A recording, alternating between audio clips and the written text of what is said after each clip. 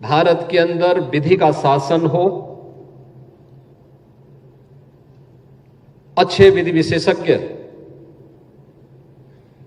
स्नातक, प्रास्नातक और शोध की डिग्री लेने के उपरांत जीवन के प्रत्येक क्षेत्र में राष्ट्र निर्माण की प्रवर्तमान अभियान का हिस्सा बन सके, इसके प्रति उनके अंतःकरण की जिजीविषा ने यह एक संजोग दिया है कि तीसरा दीक्षांत समारोह है और इससे पहले के भी 2 दीक्षांत समारोह के मुख्य अतिथि के रूप में आज के भारत के मुख्य न्यायाधीश माननीय डॉक्टर चंद्रचूड़ जी का आशीर्वाद यहां के विद्यार्थियों को प्राप्त होता रहा है। इस अवसर पर उनकी उपस्थिति हम सबको आह्लादित करती है, क्योंकि माननीय उच्चतम न्यायालय में जाने के पूर्व इलाहाबाद उच्च न्यायालय के मुख्य न्यायाधीश के रूप में उनका कार्यकाल उत्तर प्रदेश वासियों के लिए और न्याय जगत के लिए एक स्मरणीय पल है। उन बातों को आज भी उत्तर प्रदेश का वासी,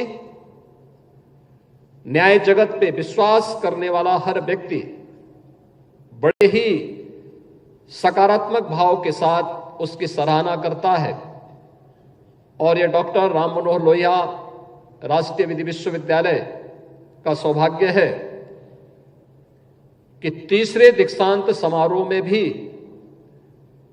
हमारे शोध की डिग्री प्राप्त करने वाले प्रास्नातक और स्नातक उपाधि धारकों को विश्वविद्यालय के सभी विद्यार्थियों को आज एक बार फिर से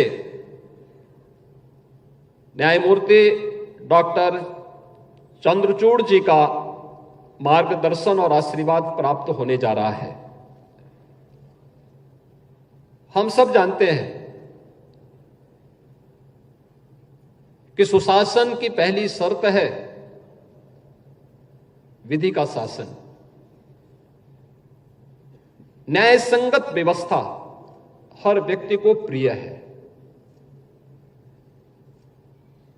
और न्याय समय पे हो, समयबद्ध तरीके से हो, इसके लिए उस फील्ड के ज्ञाता, उस फील्ड के विशेषज्ञ उतने ही महत्वपूर्ण होते हैं।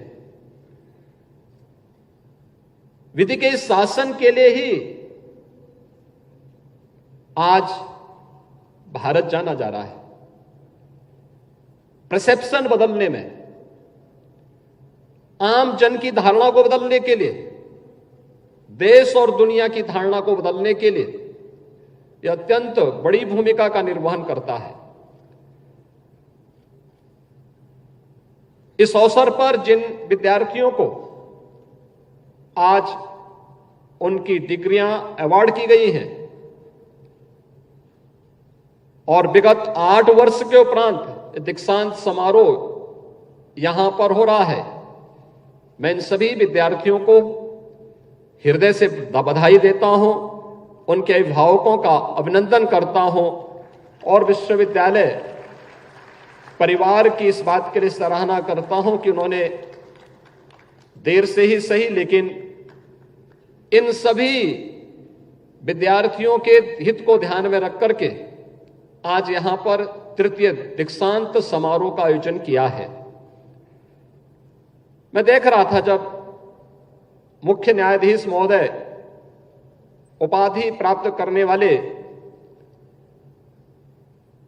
उपाधि धारकों से परिचय पूछने के साथ साथ वर्तमान में उनके कार्यों के बारे में पूछ रहे थे और मुझे देख करके प्रसन्नता हो रही थी कि बहुत सारे जो उपाधि धारक आज यहां पर मुख्य न्यायाधीश महोदय के कर कमलों से उपाधि प्राप्त कर रहे थे, उनमें से बहुत सारे लोग न्यायिक क्षेत्र में अलग अलग जगहों पर जाकर के अपनी सेवाएं प्रदान कर रहे हैं। यानी विश्वविद्यालय की राह सही है, सकारात्मक है। उस पहल के साथ हम सबको भी जुड़ना होगा।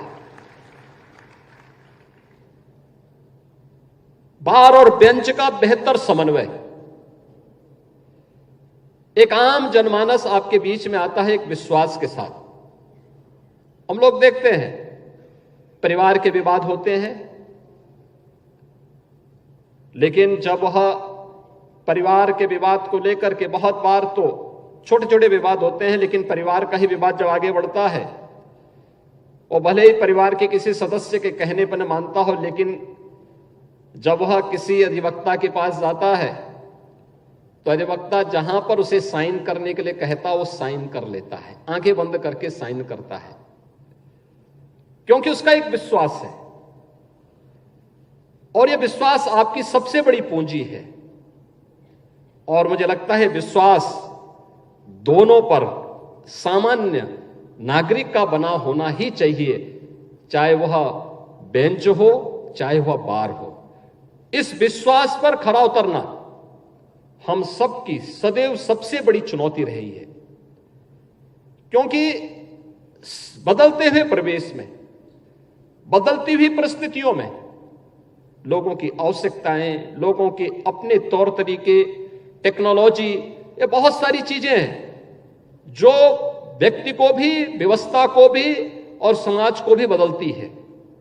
लेकिन बदलाव की राह क्या होनी चाहिए, वह सकारात्मक है या नकारात्मक, ये हम सब पे तय करता है। और मुझे लगता है कि सकारात्मक राह हमारी होगी तो आपकी राह न्यायिक जगत ही नहीं, जीवन के प्रत्येक क्षेत्र में बहुत ही उज्जवल होगी।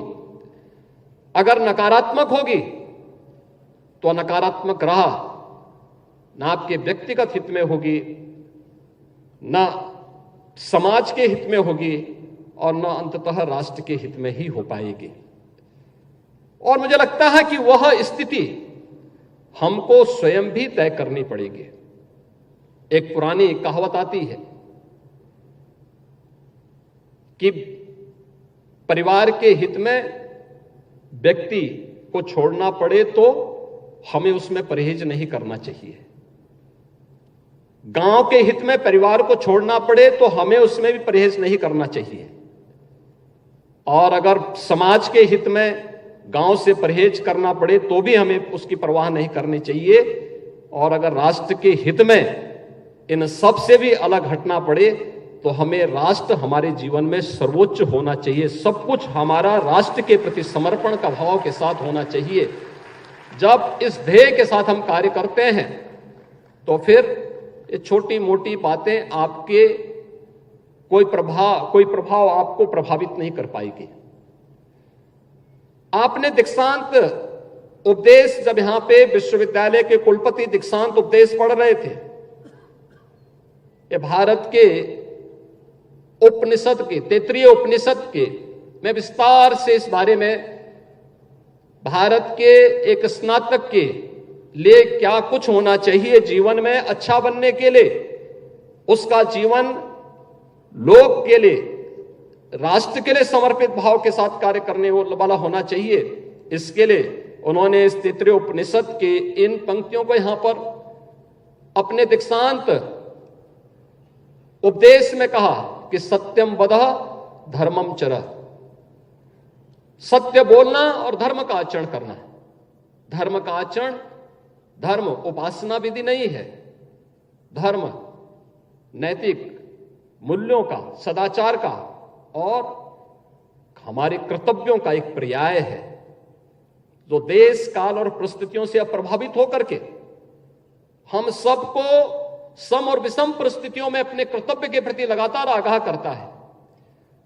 अपने कर्तव्यों के प्रति सजग होकर के कार्य करना, यही हमारा धर्म है। और वह भी राष्ट्र को साक्षी मान करके अगर हम कार्य कर रहे हैं तो सचमुच हम लोग अपने उन ऋषि परंपरा का, भारत की उस समृद्ध परंपरा का प्रतिनिधित्व करते हुए अपने आप को उसका उत्तराधिकारी कह सकते हैं, जिसने हजारों वर्ष पहले ये उपदेश उस कालखंड के भी युवाओं के लिए, उस समय के दीक्षित होने वाले स्नातक के लिए ये उपदेश उस समय रचे थे।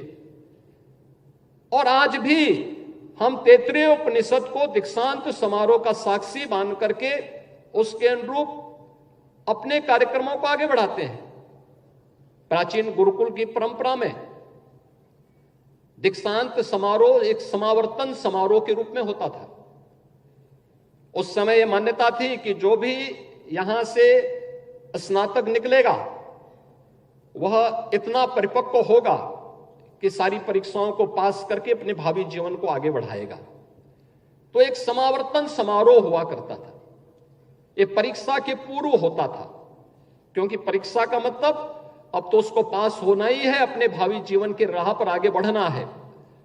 लेकिन इसका परिवर्तित रूप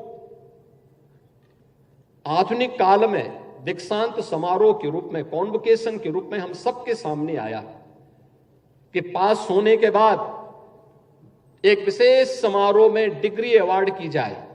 डिग्री अवार्ड इसलिए की जाए जिससे उसके प्रेरक व्यक्तित्व से और उसके कृतित्व से उसके आने वाले स्नातक उससे जूनियर उससे प्रेरित हो सके, उससे प्रेरणा प्राप्त कर सके। आज का यह अवसर डॉक्टर राम मनोहर लोहिया राष्ट्रीय विधि विश्वविद्यालय के इन छात्र छात्राओं के लिए अत्यंत प्रेरक है, क्योंकि न्याय जगत की सबसे बड़ी मूर्तिमान एक आदर्श भारत के मुख्य न्यायाधिपति डॉक्टर डीवाई चंद्रचूड़ जी का मार्गदर्शन और आशीर्वाद आप सबको प्राप्त होने जा रहा है। उनके कर कमलों से आज के इस दीक्षांत समारोह में डिग्री अवार्ड हुई है। आपके जीवन को एक यादगार क्षण बनने जा रहा है और आपके लिए एक भावी जीवन का एक पाथे भी इसके माध्यम से निकलने वाला है कि अगर हम भी अपने जीवन में बिना किसी चुनौती की परवाह के बगैर उसके अनुरूप अपने आप को ढालेंगे तो उसका परिणाम हमारे हित में सुखद होगा, हमारे समाज के और देश के हित में सुखद होगा। हम भी जीवन के प्रत्येक क्षेत्र में जाकर के बहुत कुछ नया कर पाएंगे। मुझे प्रसन्नता है कि एक सही राह पर फिर से यह विश्वविद्यालय आगे बढ़ चुका है और यह राह सचमुच भारत के न्यायिक जगत के साथ साथ समाज के अलग अलग तबके के साथ यहां के उपाधि प्राप्त करने वाले जितने भी प्रास्नातक हैं, स्नातक हैं या शोध छात्र हैं, वे अपने कार्यों के माध्यम से न केवल विश्वविद्यालय को बल्कि समाज और राष्ट्र को लाभान्वित करके अपने अभिभावकों को, अपने गुरुजनों को गौरवान्वित करने का कार्य करेंगे। एक बार फिर से मैं उपाधि धारण करने वाले सभी यहाँ पे शोध छात्रों को, सभी प्रास्नातक छात्रों को, सभी स्नातकों को हृदय से बधाई देता हूं, उनके अभिभावकों का अभिनंदन करता हूं। विश्वविद्यालय परिवार को धन्यवाद देते हुए आज के समारोह के मुख्य अतिथि भारत के मुख्य न्यायाधीश माननीय डॉक्टर डीवाई चंद्रचूड़ जी का इस समारोह में आने पर हृदय से स्वागत करता हूं, अभिनंदन करता हूं। धन्यवाद। जय हिंद।